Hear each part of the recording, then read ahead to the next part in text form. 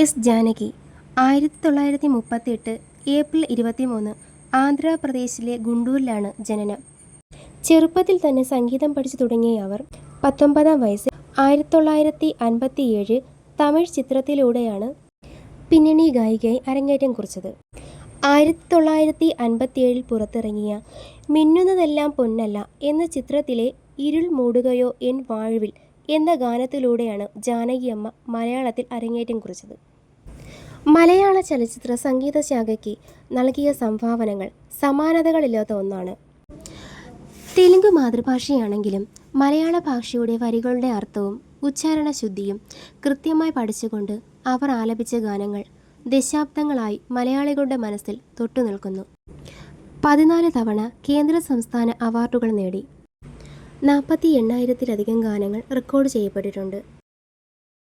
മലയാളം, തമിഴ്, തെലുങ്ക്, കന്നഡ, ഹിന്ദി എന്നിവ ഉൾപ്പെടെ 20-ലധികം ഭാഷകളിൽ അവർ ഗാനം ആലപിച്ചിട്ടുണ്ട്.